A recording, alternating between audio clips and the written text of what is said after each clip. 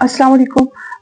आजकल social media के ऊपर अपने एक वायरल सी वीडियो देखी है जिसमें दिखाया जा रहा है कि भाई जो इटली की वजीर आजम है जॉर्जिया, वो डिनाई कर रही हैं, रिफ्यूज कर रही हैं नेतन्याहू को सलाम करने से, उनके साथ हाथ मिलाने से।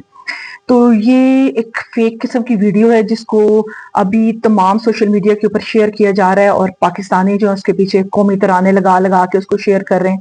खुदा के लिए, जब भी कोई वीडियो आप देखें, कोई भी खबर आप देखें, तो उसको ना 10 दफा सर्च करें, कम से कम आप उसको 1-2 दफा तो सर्च कर लें, उसको 1-2 दफा उसकी जांच पड़ताल कर लें। जो बड़े चैनल्स हैं, जो बड़ी खबर एजेंसियां हैं, उनको थोड़ा सा आप देख लिया करें और फिर कोई भी चीज को आगे पहुंचाया करें।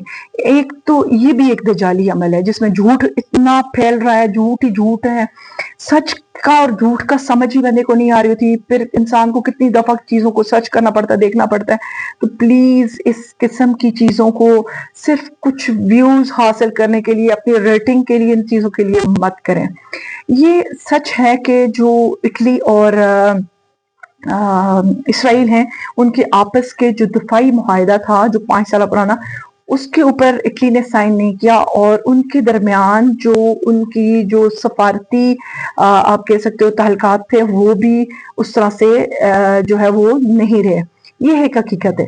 अब इसके ऊपर भी कुछ वजूहत है जिसकी वजह से इटली ने उनके साथ जो है दफाई मुआहदा जो है आगे जारी नहीं रखा। उसकी वजह यह है कि लिबनान और गाजा यानी फिलिस्तीन के अंदर जितने भी कत्ल गारत और ये सब कुछ हो रहा है, तो उसके खिलाफ इटली में बहुत सारे लोग जो है खड़े हैं और इसके खिलाफ एहतजाज कर रहे हैं। एक तो ये वजह है।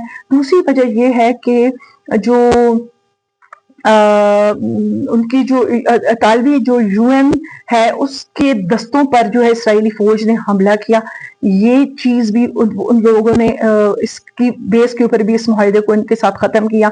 लेकिन अभी भी उनके दरमियान में जो तजारत है और ये दूसरी चीजें हैं, वो अभी भी इसराइल में और अपना इटली के अंदर जारी हैं।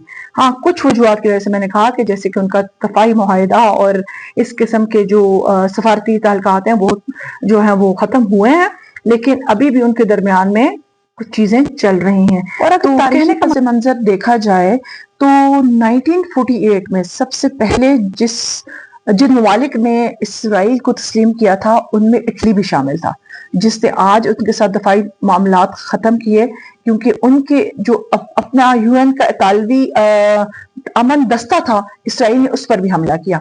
और क्रिश्चियंस के ऊपर किस तरह से हमले हो रहे हैं और किस तरह से, तो ये वो मुआलिक थे जिन्होंने इस नाजायज रियासत को कबूल किया था, और आज वो खुद ही इससे दूर हट रहे हैं।